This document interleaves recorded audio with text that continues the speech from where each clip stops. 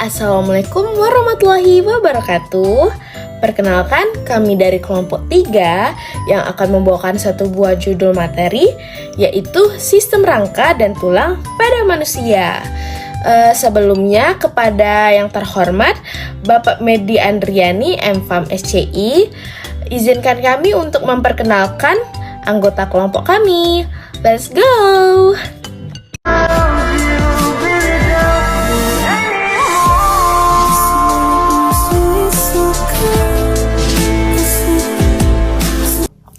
Nah, itulah anggota kelompok kami. Sekarang kita akan melihat video yang akan disajikan. Check it out!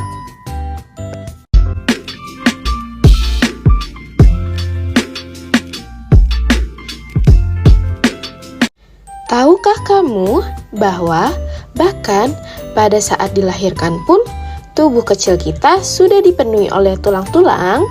Setidaknya ada 270 tulang yang membentuk rangka manusia pada saat ia lahir. Jumlah ini lalu menyusut menjadi sekitar 206 tulang saat memasuki usia dewasa sebagai akibat adanya beberapa tulang yang bergabung bersama. Tulang-tulang yang menyusun rangka manusia ini kemudian dibagi lagi menjadi dua bagian, yakni kerangka aksial yang berjumlah 80 tulang dan kerangka apendikular yang terdiri dari 126 tulang.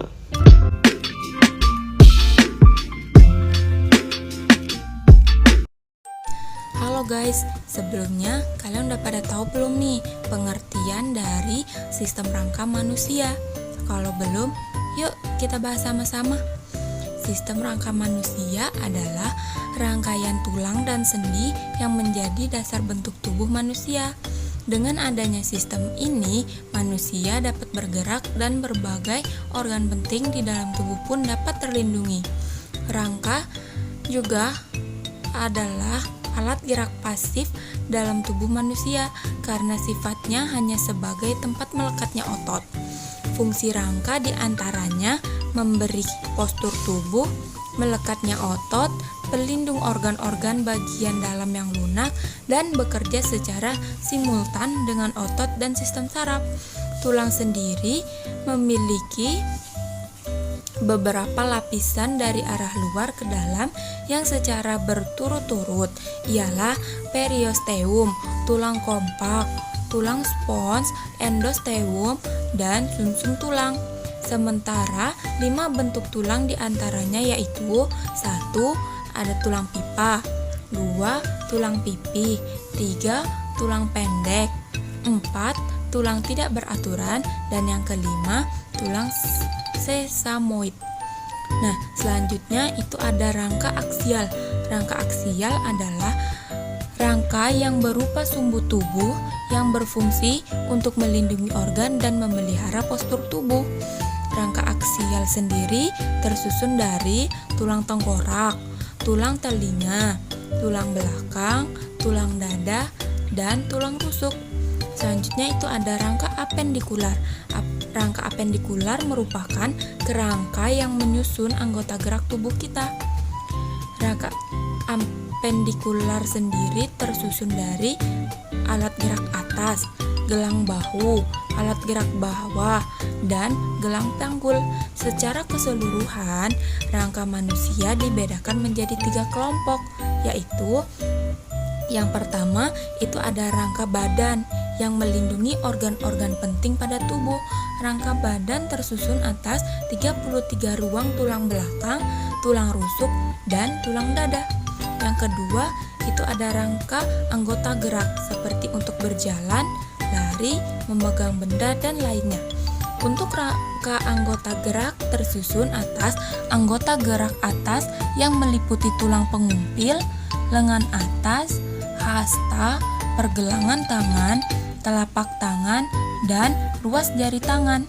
Susunan anggota gerak bawah meliputi tulang paha, tempurung lutut, tulang kering, tulang betis, tulang pergelangan kaki, tulang telapak kaki, dan tulang ruas kaki.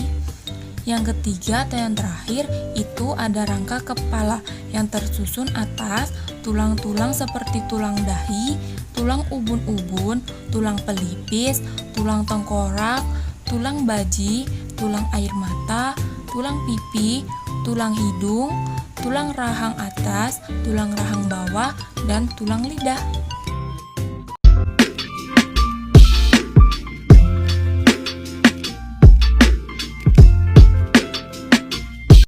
Nah, udah pada tahu belum nih apa itu fungsi dari rangka? Nah, di sini kita akan membahas fungsi dari rangka. Rangka memiliki fungsi khusus yaitu memberikan bentuk tubuh dan melindungi organ tubuh yang penting. Setiap gerakan kita sendiri merupakan hasil kerja sama rangka beserta otot. Otot sebagai bagian tubuh yang mampu berkontraksi. Namun, rangka tidak mempunyai kemampuan seperti itu, sehingga rangka disebut juga sebagai alat gerak pasif. Berikut ini beberapa fungsi rangka yang perlu kamu ketahui. Yang pertama, memberikan bentuk tubuh dan menegakkan tubuh. Rangka memberikan bentuk tubuh serta menegakkan tubuh seseorang. Tinggi dan rendahnya postur tubuh bergantung pada rangka. Susunan tulang-tulang tengkorak dan tulang pada bagian depan memberikan fungsi untuk membentuk tubuh manusia. Nah, yang kedua, ada tempat pembentukan sumsum kuning. Sumsum kuning adalah tempat menyimpan lemak. Lemak sebagai sumber energi cadangan pada manusia ini terdapat pada rangka manusia. Jadi, secara tak langsung berfungsi sebagai tempat penyimpanan energi pada tubuh. Yang ketiga, menyimpan mineral. Sekitar 62% matriks tulang tersusun dari garam anorganik, terutama kalsium fosfat dan kalsium karbonat. Dan ada sekitar 99% kalsium ada pada rangka tubuh. Rangka tubuh yang terdiri dari tulang-tulang ini sebagai tempat menyimpan kalsium dan fosfor. Kalsium berfungsi sebagai kontraksi otot dan pembekuan darah, sedangkan fosfor berfungsi sebagai pembentukan ATP. Yang keempat, sebagai fungsi imunologis. Fungsi rangka ini sebagai tempat menghasilkan sel-sel imunitas atau kekebalan tubuh yang ada dalam sumsum tulang. Fungsi rangka manusia selanjutnya adalah sebagai tempat melekatnya otot-otot. Rangka dan otot sebagai dua bagian tubuh yang tak terpisahkan. Rangka dan otot bekerja sama dalam memudahkan manusia bergerak, misalnya menggerakkan lengan, kaki, leher, dan sebagainya. Tanpa adanya otot, rangka tubuh manusia tidak dapat bergerak dan tubuh akan kaku. Yang keenam, sebagai pelindung organ-organ. Rangka tubuh manusia yang merupakan susunan tulang adalah bagian tubuh yang paling keras. Maka dari itu, fungsi rangka juga dapat melindungi organ-organ yang ada dalam pada tubuh manusia. Dan yang ketujuh, tempat menghasilkan sel darah merah. Komponen sel-sel darah merah berasal dari rangka tubuh. Fungsi rangka ini memberikan tempat sebagai pembentukan darah merah dan darah putih. Biasanya, rangka yang mampu menjadi tempat pembentukan sel-sel darah ini pada tulang pipa dan tulang paha.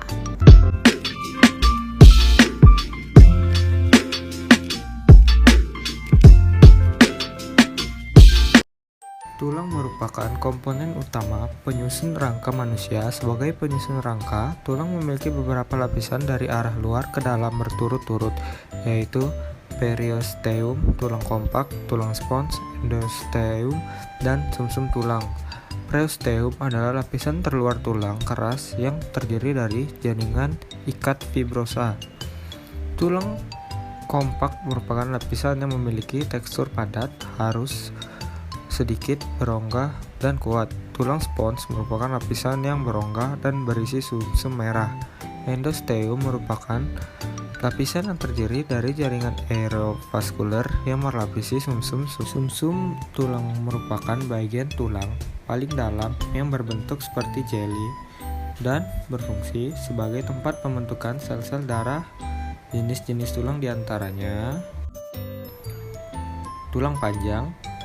Macam tulang berdasarkan bentuk yang pertama adalah tulang pajang.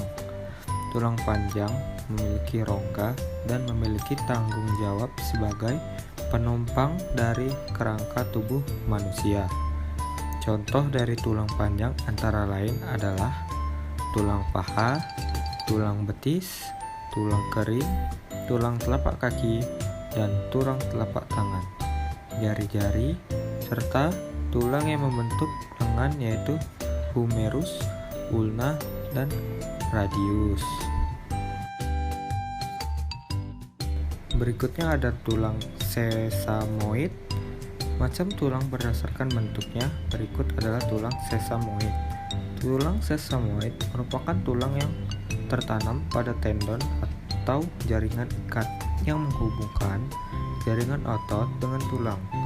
Tulang bulat kecil ini pada umumnya dapat ditemukan pada tendon tangan, lutut, ataupun kaki.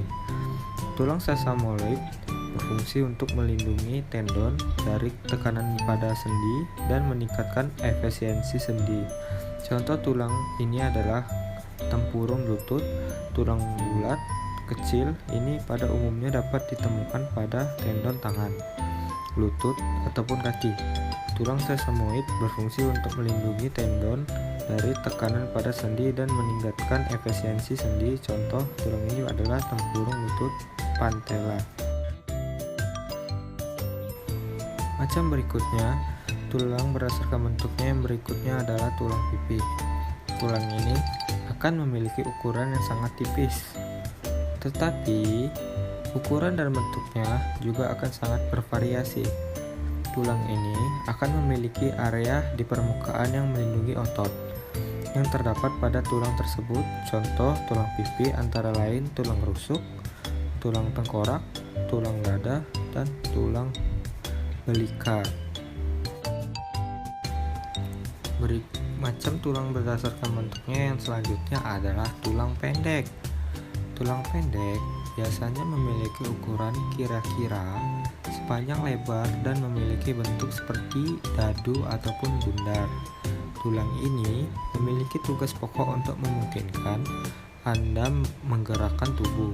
Contoh dari tulang pendek ini antara lain tulang yang akan membentuk pergelangan kaki dan tulang membentuk pergelangan tangan. Macam tulang berdasarkan bentuknya yang selanjutnya adalah tulang tak beratur. Tulang tak beratur ini memiliki bentuk yang tidak sesuai dengan tulang panjang, pendek, ataupun pipih.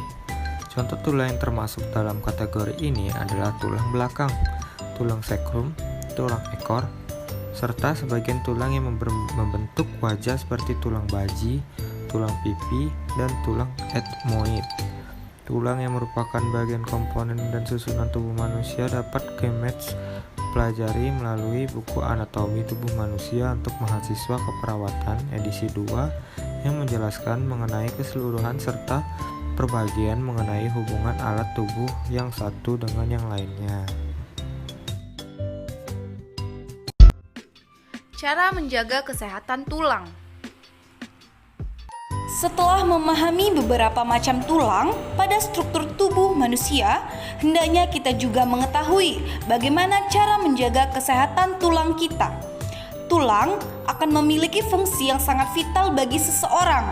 Maka dari itu, sangat penting untuk kita menjaga kesehatan tulang. Selain makan makanan bergizi dan mengandung kalsium, berikut ini beberapa hal yang dapat kamu lakukan untuk menjaga kesehatan tulang, yaitu konsumsi makanan yang mengandung cukup kalsium dan vitamin D, olahraga secara teratur, berjemur di sinar matahari pagi. Sinar matahari pagi akan sangat baik untuk membantu pembentukan vitamin D, di mana vitamin ini akan sangat penting sekali untuk membantu penyerapan kalsium dan makanan. Konsumsi banyak sayuran. Sayuran merupakan salah satu makanan terbaik yang akan dapat meningkatkan kepadatan mineral tulang dan menjaga berat badan. Hal ini akan sangat penting dilakukan karena orang yang berat badannya kurang berisiko osteopenia dan osteoporosis. Berat badan rendah faktor utama dari turunnya kepadatan tulang dan pengeroposan tulang. Sekian penjelasan materi dari kelompok kami. Semoga bermanfaat. Terima kasih. Wassalamualaikum warahmatullahi wabarakatuh.